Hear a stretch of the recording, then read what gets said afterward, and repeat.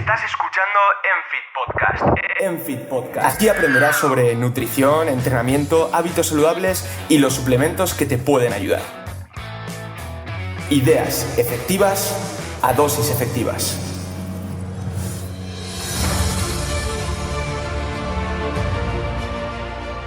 Equipo, bienvenidos al podcast de Enfit Nutrition. Estáis con Eneko Baz. Quizá me conozcáis un poco más como Batman Science en redes sociales. Soy embajador de Enfit y voy a estar en vuestro programa de podcast de Enfit Nutrition haciendo entrevistas, mesas redondas, respondiendo preguntas como el capítulo de hoy, el episodio de hoy que vamos a ver, y todo lo que se os ocurra sobre entrenamiento, nutrición, suplementación para las ganancias de masa muscular, pérdida de grasa, recomposición corporal, fuerza, salud, todos estos temas que tanto nos gustan. Es un proyecto en el que voy a estar aquí y tenía muchísima ilusión de sacarlo hacia adelante porque esto es como si fuera mi podcast, mi casa, y os voy a invitar a que paséis un buen rato conmigo. Así que vamos a empezar por el primer episodio, que va a ser un preguntas y respuestas, y voy a responder algunas de las preguntas que dejasteis en el perfil de Enfit Nutrition de Instagram. En la cajita de preguntas he cogido las que más se han repetido y las que creo que pueden ser más interesantes y a más personas van a ayudar, y nada, pues le haremos caña a esto. Espero que lo disfrutéis y espero que os guste. Así que empezamos por la primera pregunta de todas. ¿Cómo saber si el aumento de peso se debe a las ganancias de masa muscular o a las ganancias de grasa? Bueno, tenemos que tener en cuenta que cuando estamos en una fase de volumen, para diferenciar un poco esta fase de volumen de la otra fase de definición, es una fase donde nos centramos en ganar masa muscular, y para ello va a haber una ganancia de peso, porque, como sabemos, si todos los demás componentes están estables, como es la grasa, como es lo que pesan nuestros huesos y nuestros órganos, y lo que puede ser, aparte de esto, el agua, el glucógeno y otros tantos componentes que tenemos en nuestro cuerpo, si todo esto se mantiene estable, cuando ganamos masa muscular, la masa muscular pesa, por lo tanto vamos a ganar peso. Para ganar peso sabemos que tenemos que estar en un superávit energético, tenemos que consumir más calorías de las que gastamos. Este punto es importante porque para crear masa muscular tiene que haber un aumento de la síntesis proteica muscular. Las proteínas, se tienen que sintetizar nuevas proteínas en nuestro cuerpo, y el balance entre degradación, que es quitar proteínas, y síntesis, poner proteínas, tiene que estar a favor de la síntesis, porque al final, como sabemos, nuestro músculo se compone de proteínas.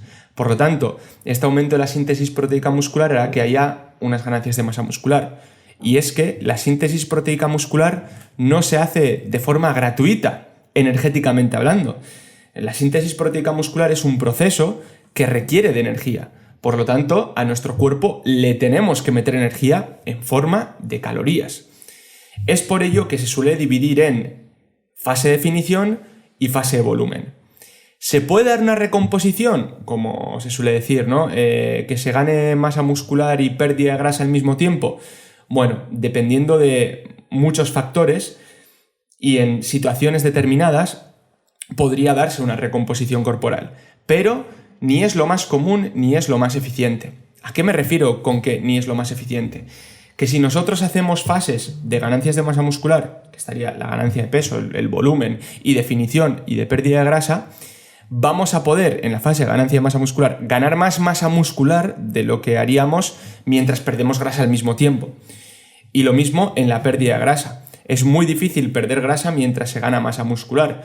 Es muy difícil hacer una definición, un déficit energético, mientras ganamos masa muscular. Es por ello que tradicionalmente y como recomendación general se suele recomendar hacer estas dos fases diferentes. Vale, espero que esto haya quedado claro. Teniendo esto en la cabeza, estamos en la fase de volumen porque queremos ganar masa muscular. Por lo tanto, nos vamos a poner unos objetivos de ganancias de peso semanales, de media, ¿no?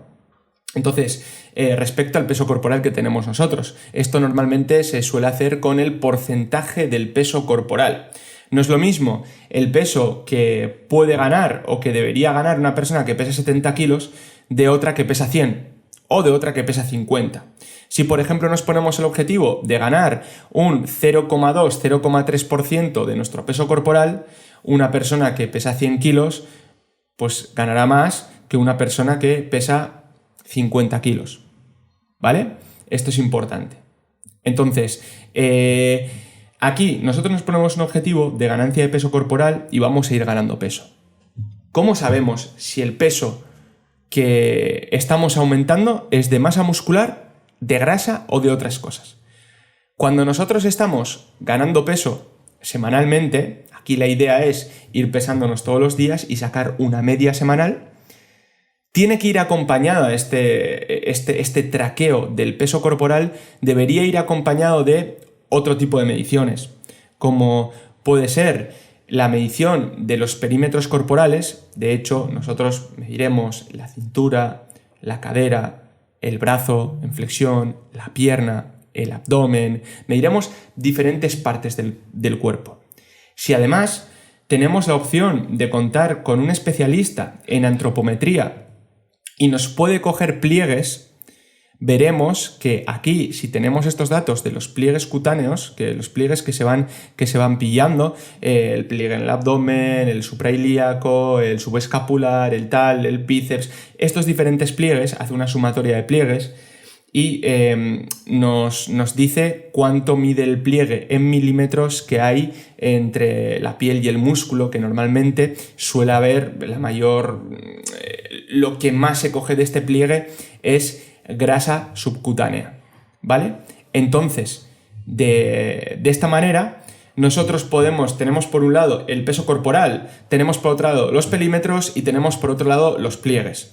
Si nosotros vemos que vamos ganando peso corporal, pero los pliegues no van subiendo, suben muy poquito, y en los perímetros nos damos cuenta que el perímetro del brazo está aumentando, el de la pierna está aumentando, el del pecho y la espalda está aumentando y el del abdomen, por ejemplo, no está aumentando mucho, aquí nosotros nos estamos asegurando o estamos comprobando que hay un aumento de peso por unas ganancias de masa muscular. Puede ser no solo de masa muscular, sino que los depósitos de glucógeno estén más llenos o cualquier otra cosa, ¿no? Pero por lo menos sabemos que no se da este aumento de peso por un aumento de grasa. En cambio, si vemos que subimos de peso y que los perímetros del brazo, del pecho-espalda, de la pierna, lo que veíamos, se mantienen estables, en cambio los pliegues van aumentando, el perímetro de la cintura va aumentando, están aumentando estos perímetros que no nos interesan tanto, los que nos interesan se mantienen estables y además los pliegues van subiendo y además yo me voy sacando fotos o vídeos y me voy viendo peor, pues seguramente estas ganancias de peso se den por estas ganancias de grasa. ¿Cómo podemos evitar que se dé una ganancia de grasa superior o que se gane mucha grasa en una fase de volumen? Pues controlando el peso que vamos subiendo semana tras semana. No hacer una fase de volumen a lo loco, comiendo muchísimo y pasándonos de peso, que es lo que suele pasar sobre todo al principio, cuando empezamos en el gimnasio y tampoco tenemos muchas nociones, y es que queremos subir de peso a toda costa, entonces comemos muchísimo independientemente de las fuentes de alimentos, pero nosotros comemos un montón, ¿no? Y vamos subiendo de peso, entonces pensamos que va genial. Seguramente es muy raro que se dé que haya un aumento de grasa muy acusado y que no se gane masa muscular. De hecho, normalmente se puede ganar mucha masa muscular, pero también mucha grasa. Pero esto también es un problema. Entonces, aquí lo que tenemos que hacer es controlar el peso semanal y que el incremento sea un incremento progresivo, que no sea un incremento brusco y que no se gane mucho peso en poco tiempo.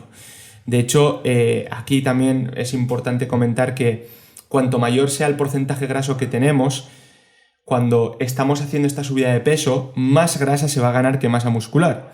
De hecho, hay un ratio de ganancia de masa muscular y grasa que se puede mejorar con el porcentaje graso. Y es que si nosotros nos mantenemos en porcentajes grasos moderados, tirando a bajos, cuando ganamos peso, normalmente el ratio se inclina hacia las ganancias de masa muscular. En cambio, si estamos en porcentajes grasos muy elevados, por unas adaptaciones que ha generado nuestro cuerpo, cuando ganamos peso, el ratio se suele inclinar hacia las ganancias de grasa. Entonces, De esta pregunta tenemos que tener en cuenta varios puntos. El primer punto de todos es que la composición corporal es importante para empezar una fase de volumen. No tenemos que empezar una fase de volumen, o no deberíamos empezar una fase de volumen con porcentajes grasos altos. Y luego, por otro lado, tenemos que cuidar la subida del peso corporal. Entonces, teniendo esto en cuenta y respondiendo a la pregunta, que me estoy yendo un poco por las ramas, ¿no?, de cómo saber el peso, si se debe a las ganancias de masa muscular o grasa, aquí tenemos que tener en cuenta los demás parámetros y no solo fijarnos en el peso corporal. Peso corporal, perímetros, si podemos utilizar pliegues, fotos, vídeos, y con todo esto pues ya tenemos un esquema mucho más amplio y podemos ver qué es lo que está sucediendo de una forma más fiable que si únicamente controlamos el peso corporal, ¿vale? Espero que esta pregunta haya quedado clara. He dado bastante información en estos minutos y vamos a pasar a la siguiente pregunta. Por aquí preguntan, aparte de la intensidad, ¿qué es lo más importante en el entrenamiento para ganar masa muscular? Vale.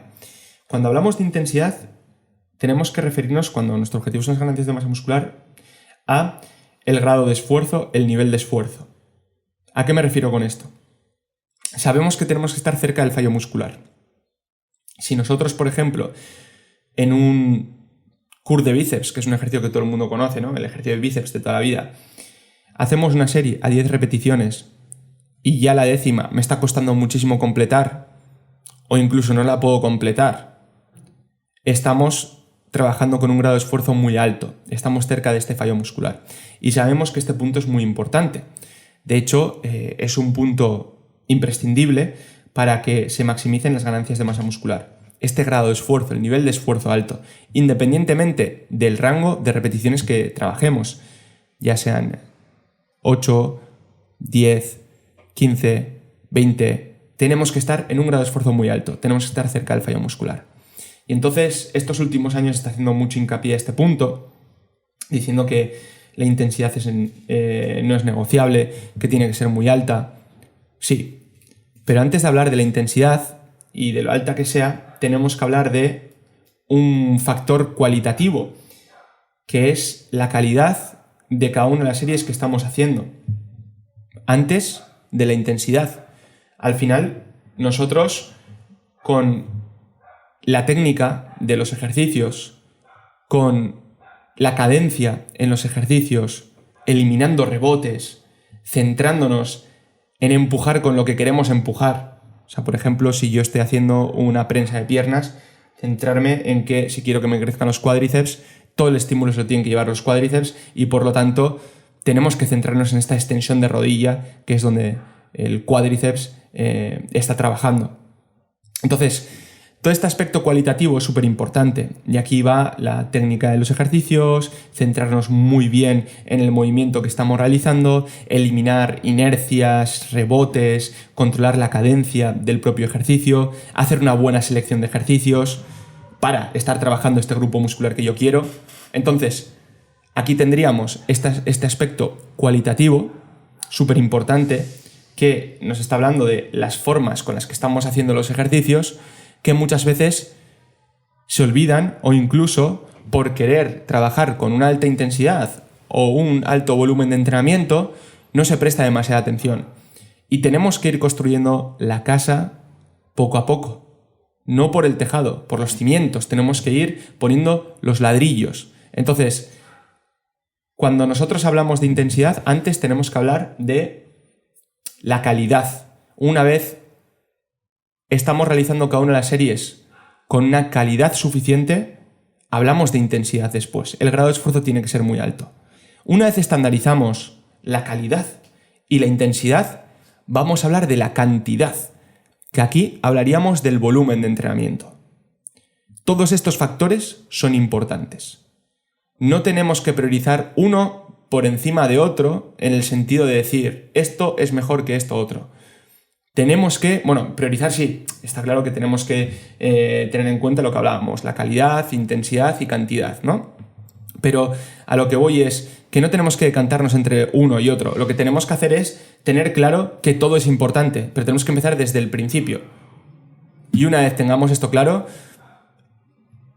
la calidad, el movimiento que estamos realizando, que sea un movimiento eficiente, que le llevemos estímulo al grupo muscular que nosotros queremos que crezca, que sea intenso, y luego el volumen de entrenamiento, cómo lo repartimos, y luego ya hablaríamos de la frecuencia, cuántos días a la semana trabajamos cada uno de los grupos musculares y todas estas cosas. Entonces, aquí la selección de ejercicios, la técnica de los mismos y estos aspectos cualitativos son súper importantes. Espero haber respondido bien a la pregunta. Y de hecho, quiero enlazarla un poco con esta otra pregunta que dice, a ver cuántos ejercicios por grupo muscular en una sesión son interesantes de cara a las ganancias de masa muscular. Vale. Esta es una pregunta que nos podría llevar muchísimo tiempo, pero voy a dar una respuesta algo genérica y luego, como en absolutamente todo, pues dependiendo del contexto, podríamos tener una respuesta u otra, ¿vale? Pero por norma general tenemos que realizar, dependiendo, es que también va a depender un poco de la estructura que estemos siguiendo de entrenamiento. No es lo mismo realizar una estructura full body donde vamos a trabajar muchos grupos musculares en una sesión, una estructura torso-pierna donde vamos a trabajar, por ejemplo, en las sesiones de torso, grupos musculares del torso, y en las sesiones de pierna, la pierna, o estructuras estilo tirón, empuje, pierna, o divididas por grupos musculares. Entonces, yo aquí lo que te diría es que por microciclo, que sería como una, entre comillas, semana tipo, que no tiene por qué ser una semana, que esto lo matizaremos si queréis en otro episodio, por microciclo, yo me aseguraría que hiciéramos una cantidad de ejercicios suficiente como para tocar todos los puntos de cada uno de los grupos musculares. Por ejemplo, si nosotros hablamos de pectoral, el pectoral no vamos a centrarnos únicamente en ejercicios o meter un único ejercicio que se centre en la aducción en el plano transversal. Tenemos que hacerlo, pero también sabemos que el pectoral actúa en la aducción en el plano frontal. Y sabemos también que el pectoral, sobre todo la clavicular del pectoral, se encarga en la flexión del hombro. Por lo tanto, tenemos que hacer una selección de ejercicios que cubran estas acciones del pectoral. Lo mismo cuando hablemos de otros grupos musculares, como puede ser la espalda, para el hombro. Entonces, esto es importante para los isquiosurales, ¿no? Por lo menos yo te diría que por microciclo metería entre 2 y 5 ejercicios por grupo muscular. En algunos grupos musculares se podría meter más ejercicios y en otros grupos musculares menos. Pero más o menos estos son los ejercicios que metería. Vale, creo que es una pregunta un poco... Pues era una pregunta que es difícil de contestar, pero esto como norma general, ¿vale? Luego, dependiendo de la cantidad de trabajo que yo vaya a meter a cada uno de los grupos musculares, puede que en un momento vaya a priorizar unos grupos frente a otros, pues aquí seguramente el número de ejercicios será mayor para dividir más el trabajo total en diferentes ejercicios. Al final nos interesa tocar con diferentes ángulos, lo que íbamos diciendo, ¿no? Las diferentes acciones. Vale, luego tenemos otra pregunta que está relacionada con el rango de repeticiones por músculo. A ver si en cada grupo muscular tenemos que priorizar un rango de repeticiones respecto a otros. Por ejemplo, pues el pectoral trabajarlo en un rango de 6-15 y la pierna trabajarla en un rango de 1-8. Esos son ejemplos aleatorios. No. En principio, los rangos de repeticiones van a ir más por ejercicio y no por músculo, porque dentro de los diferentes grupos musculares siempre se ha dicho como que dependiendo del porcentaje del tipo de fibras del que esté compuesto un grupo muscular, que sería más interesante trabajarlo a un rango de repeticiones más alto o un rango de repeticiones más bajo. Pero aquí, por norma general, podríamos ver que la mayoría de grupos musculares tienen una proporción similar entre no es un 50-50 al 100%, sino algunos pues tendrán un 60-40, un 56, ¿sabes? O sea, al final las proporciones no son tan no son tan dispares entre grupos musculares. Y aquí seguramente lo que va a marcar el rango de repeticiones por grupo muscular va a ser más que nada la fatiga que vaya a generar un ejercicio, por norma general, con un rango de repeticiones u otro. Por ejemplo, nosotros en un ejercicio que involucre muchos grupos musculares, como puede ser un peso muerto, en principio no lo trabajaremos a un rango de 10-12 repeticiones, sino que el rango de repeticiones al que lo trabajaremos será un rango de repeticiones algo más bajo, porque si no se junta la propia fatiga del ejercicio con la fatiga que puede generar trabajar a un rango de repeticiones amplio. En cambio, unas extensiones de rodilla, que es un ejercicio que implica muchos menos grupos musculares, pues podríamos trabajarlo a un rango de repeticiones mucho más amplio. Y lo mismo en ejercicios del torso, como por ejemplo un press de banca inclinado o un cruce de poleas. Lo mismo en la espalda, un remo libre o un pullover desde polea alta. Al final tenemos que tener en cuenta cuántas articulaciones están implicadas en el ejercicio que estamos realizando. Seguramente cuantas más estén implicadas, pues mayor el grado de fatiga va a ser. Por lo tanto, aquí el rango de repeticiones que vamos a utilizar será un rango de repeticiones un poco más bajo. En cambio, cuando haya una sola articulación implicada en este ejercicio, pues el rango de repeticiones podría llegar a ser un poco más alto. Entonces, más o menos, yo creo que este sería uno de los puntos más importantes a tener en cuenta para hacer esta división del rango de repeticiones por grupo muscular en una sesión, ¿vale? Bueno, creo que hemos respondido bastante bien, ¿no? Que queda bastante claro cuál es la respuesta a estas preguntas que me habéis hecho. Tenemos unas cuantas más. De hecho, hay una bastante interesante, aquí nos vamos un poco al tema de la suplementación, que hablan de la caseína en dietas de pérdida de peso. Vale, lo primero que tenemos que tener en cuenta es que los suplementos, a no ser de que sean suplementos con objetivos específicos para pérdida de grasa, porque sean termogénicos o porque actúen unos receptores específicos o cualquier cosa,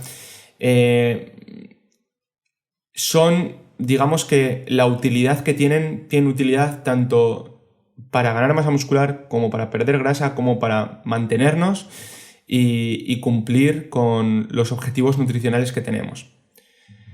Y tanto la caseína como la proteína de suero de leche son opciones muy válidas en estos diferentes objetivos, tanto para ganar masa muscular como perder grasa. Entonces, no creo que sean suplementos que tengamos que... Este tipo de suplementos no se tendrían o no se deberían de clasificar entre pérdida de grasa o ganancias de masa muscular. De hecho, entre la caseína y la proteína de suero de leche, la proteína whey de toda la vida, que dentro de la proteína de suero de leche pues tenemos el concentrado, el aislado, el hidrolizado. Aquí quizá en la proteína de suero de leche sí que, dependiendo de los objetivos, pues podríamos elegir una respecto a otra simplemente por el contenido en carbohidratos y grasas que puedan llegar a tener. Un concentrado, por ejemplo, en comparación con un aislado de suero. Y cuando estás en un punto de pérdida de grasa donde tienes que controlar todo al dedillo, pues quizá un aislado de suero te vaya algo mejor por la cantidad de proteína en comparación con la grasa y los carbohidratos que tengan. Pero si no, yo siempre suelo recomendar un concentrado de suero de leche si te sienta bien, porque aquí pues hay gente que tiene ligeros problemas con el tema de la lactosa y al final sabemos que tanto un aislado como mejor incluso un hidrolizado, pues la cantidad de lactosa que tienen por cada 100 gramos es menor. Por lo tanto, pues quitando estos problemas que pueda haber, digestivos o lo que sea, e incluso estos pequeños objetivos por los carbohidratos y tal, yo siempre suelo recomendar, independientemente de la fase y el objetivo, un concentrado de suero de leche, porque suele ser más económico, para el gusto normalmente suele ser algo mejor y al final no hay gran diferencia aparte de estos puntos que os he comentado, ¿vale? Y luego en cuanto a la caseína, está bien si quieres perder peso, si quieres ganar masa muscular. Al final tenemos que ver las necesidades proteicas que tenga esta persona. Y si, bueno, pues con la caseína o con la proteína de suero nosotros podemos llegar a alcanzar estas necesidades proteicas. Además, pues bueno, quieras o no, tomarte quizá una caseína a la noche en forma de papilla, pues te guste más, te pueda quitar un poco esa gula de dulce, porque al final sabemos que son suplementos así bastante dulzones, y para la pérdida de peso puede llegar a ser interesante. Entonces, y te puede llegar a saciar, por lo tanto, puede ser una buena opción utilizar la caseína en dietas de pérdida de peso. Aquí luego también yo creo que es importante comentar que no creo que haya mucha diferencia entre implementar una caseína y una proteína en los resultados finales. Muchas veces se piensa que metiendo caseína por la noche, al final, digamos que la dinámica de la absorción de la proteína, tanto de la caseína como la proteína de suero, es diferente. Entonces se tiende a pensar que los resultados también van a ser muy diferentes, pero en realidad a igualdad de proteínas, de la cantidad de proteínas totales, no va a marcar la diferencia consumir una caseína o una proteína de suero. Entonces, bueno, simplemente esto para que tengáis en cuenta. Viendo esto, vamos a pasar a la última pregunta que tenemos, que está relacionada con la ganancia de masa muscular limpia. Que hay una persona que nos dice que le cuesta mucho ganar masa muscular limpia, que se ha puesto como objetivo ganar masa muscular y que le cuesta mucho ganar masa muscular limpia, que no sube apenas de peso. Esto, vamos a ir a la primera pregunta que hemos hecho, la de cómo saber si el aumento de peso, esta que hemos comentado, y hemos visto que es importante diferenciar las fases de ganancias de masa muscular y de pérdida de grasa entre volumen y definición para maximizar nuestros objetivos, y que dentro del objetivo de las ganancias de masa muscular sería importante ponernos unos objetivos de incremento de peso semanal. Del mismo modo que también es importante en la pérdida de peso ponernos unos objetivos de pérdida de peso corporal semanal. Entonces, imaginaros que nosotros nos ponemos un objetivo de ganancias de 0,3% de nuestro peso corporal. Voy a coger aquí la calculadora y voy a calcular. Vale, imagínate que pesas 77 kilos, ¿vale? Entonces, el 0,3% de 77 kilos, vale, hacemos el cálculo. Vale, pues tendrías que perder más o menos entre 0,2 y 0,3, o sea, tendrías que ganar entre 0,2 y 0,3 kilos a la semana, ¿vale? Por lo tanto, si te pones este objetivo, lo que vas a tener que hacer es ajustar tus calorías para conseguir estas ganancias de 0,2 o 0,3 kilos a la semana. Entonces, lo que vamos a hacer es, todos los días nos vamos a ir pesando, sacamos la media semanal, y si, por ejemplo, durante las primeras semanas todo se mantiene perfecto, entre 0,2 o 0,3, vale, hemos acertado con las calorías que estamos ingiriendo, vamos subiendo de peso acorde a nuestros objetivos. Además, tenemos en cuenta los demás puntos que íbamos comentando y vemos que ya el asunto se empieza a estancar y que ya no empiezas a ganar, o sea, que el aumento de peso durante varias semanas está bastante estancado. Pues aquí lo que toca es aumentar calorías. Tenemos que tener claro que cuando el objetivo son las ganancias de masa muscular, siempre va a haber unas ganancias de grasa, pero las podemos mantener bastante a raya teniendo en cuenta estas ganancias de peso corporal semanal, sin pasarnos en exceso. Pero va a haber unas ganancias de grasa corporal. Es muy difícil ganar masa muscular totalmente limpia sin ganar grasa, porque estamos en un superávit energético, y en este superávit energético se almacena grasa en nuestro cuerpo. Así que es importante tener estos objetivos claros, es importante saber que esto va a suceder y tener en cuenta que vas a tener que lidiar con un aumento de grasa corporal. Así que bueno, estas eran las preguntas que yo había seleccionado para responder en el primer episodio. Espero que os haya gustado, que os haya resuelto estas dudas y bueno, que sepáis que los siguientes episodios van a ser más dinámicos, donde tendremos invitados y hablaremos de diferentes temas. Que sepáis que se admiten sugerencias, podéis escribirnos en el Instagram de Enfit Nutrition, podéis dejar sugerencias por aquí también, las leeremos, las valoraremos y veremos si se pueden hacer estas cosas, ¿no? Así que, bueno, sin más, daros las gracias por estar aquí, espero que os guste este formato y le daremos caña y, como siempre decimos, no break. no cake.